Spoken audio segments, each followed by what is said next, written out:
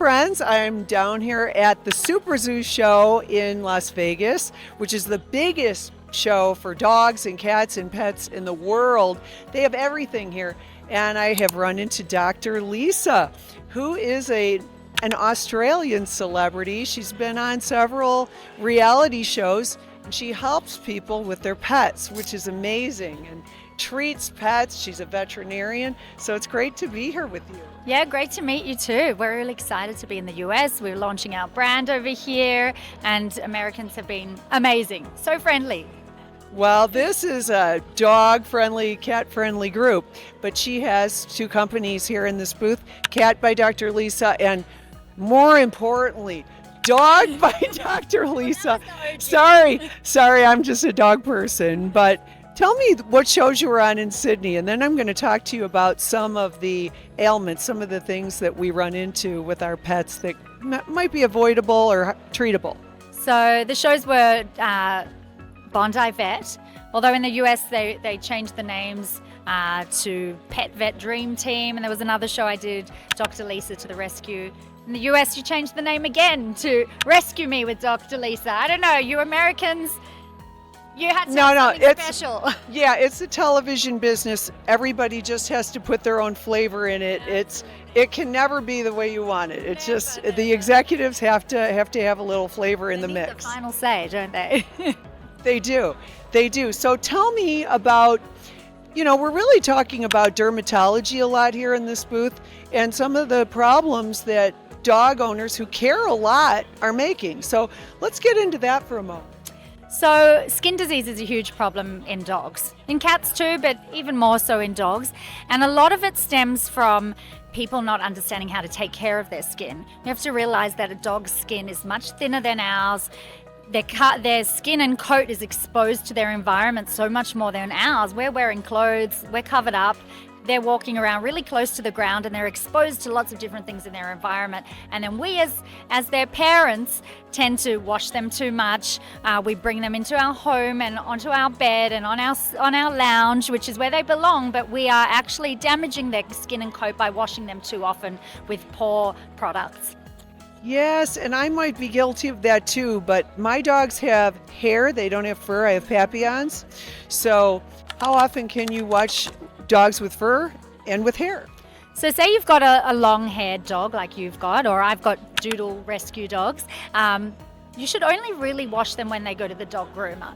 So every 4 to 6 weeks is probably enough. In between that, don't wash them. If you've got a short-haired dog that really doesn't need any haircuts, don't wash them at all. Like obviously if they roll in some deer poop or they get sprayed by a skunk, you got to do what you got to do, right? We don't have that issue in Australia, but what I really want people to do is cut back on those washes, let the professional groomers do what they do, and then use products like our very famous dog wipes to spot clean and freshen them up in between. I guarantee you'll have a healthier skin, you'll have a healthier coat, and your dog will smell less. Right. Well, I have an international champion Papillon, and she has beautiful hair, but it is very, very competitive. Sometimes there are 35 Papillons at a show. It's very competitive, yeah. So I do want to upgrade her skincare and her hair care. By the time we're done talking, she'll be on a whole new regime, believe me. And I'm a huge fan of a daily brush. For your dog's skin and coat, the best thing you can do is brush them every day. It's removing the loose hairs, it's removing the dead skin, it's helping circulation. Circulation is so important for the skin health. And if we focus on treating the skin, they're just going to have a healthy coat that follows. Right, there are definitely some breeds that have a lot of skin problems, and if you're one of them, definitely check this brand out. They have really thought through this big time.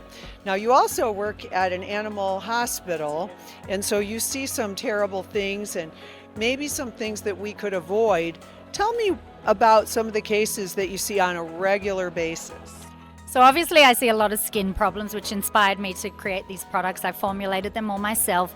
But we also see a lot of poisonings, a lot of dogs that have been run over by cars. We see some really terrible things, and we also see some things that could have been prevented by their pet parents having more education. So what I'm trying to do throughout my whole career is educate people and hopefully prevent their dogs from getting into any big trouble. Okay, now let's talk about the microbiome, because so many dogs are getting sick, throwing up, or they just have lousy breath.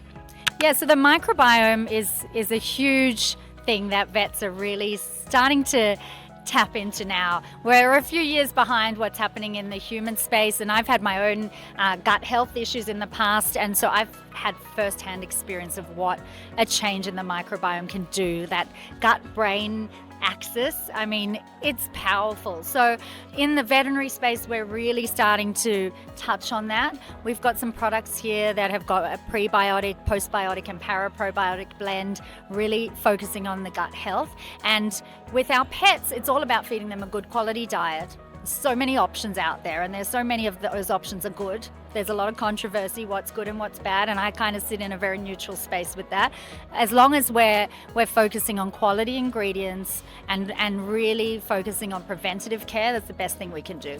Okay, we talked a little bit about raw food, and we're not going to say raw food is bad, but we're going to tell you what it is about raw food that might be an issue, just in case you are buying raw food and it's not working for you. Yeah, so there is a divide in the animal space about whether to feed raw or not, and I'm a vet, and I know that people are going to do both. Some people are going to feed cooked, some people are going to feed raw, some people will feed kibble, and all of it has its place, and depending on your time and your budget and what you can provide for your pet, everyone's going to be able to do different things. My job as a vet is to make sure that whichever path you pick, you're picking the healthiest option within that path. So when you're feeding raw, even though some people may say raw is terrible, and there are cases where you've fed poor quality meat or it's come from a dodgy source, where I've seen some really bad cases of gastro and dogs with terrible vomiting and diarrhea. The risk with raw is that you can introduce pathogens, and they can be bacteria, and we don't eat raw meat, and our pets are domesticated. They're not wolves living in the wild, so their microbiome in their gut is different. So educate yourself, speak to your veterinarian, be guided by your veterinarian, and if your dog does have any signs of illness, just see your vet straight away, because treating it early is always going to help. Right, so dogs can get leaky gut. Raw food is not for all dogs, and the thing about the leaky gut is then you have to treat that. You have to fix those intestines. You have to bring them back to a place of a healthy microbiome. There are just a lot of products right now. You might have to go through a few, but just speak to a little bit of throwing up. That's definitely a big one. Yeah, look, dogs vomiting, it's quite common. And if your dog vomits once in a while, I'm okay with that. You know, they might have eaten something that hasn't agreed with them, or they might have run around too quickly after they've eaten, or they might have drunk a big bowl of water and brought that straight back up. So if it happens on the odd occasion, I'm not bothered by it. But if you have a dog that's vomiting frequently, it's actually really important to make sure that they're not having a reaction to a food that they're eating, or they're not they haven't got some kind of other autoimmune disease, hormonal problem, kidney disease, liver disease. There's a whole bunch of things that can cause vomiting, as well as toxins. Allergies also. I mean, people think, oh, this is going to be good for my dogs because it's beef or because it's chicken, or dogs can be allergic to chicken or beef or salmon, right? The most common things that dogs are allergic to when it comes to food are meat proteins. So chicken, beef, fish can all be culprits, and every dog's going to have a different reaction. Dogs being allergic to grains is far less common. There's been a lot of incorrect marketing around grain allergies in dogs. So please keep in mind that most of what we see as allergic triggers are actually animal proteins.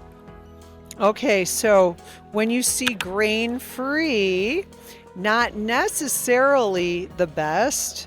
And why don't you speak to that a little? Look, there are some dogs that have allergies and intolerances to grain, and those foods may be suitable to them.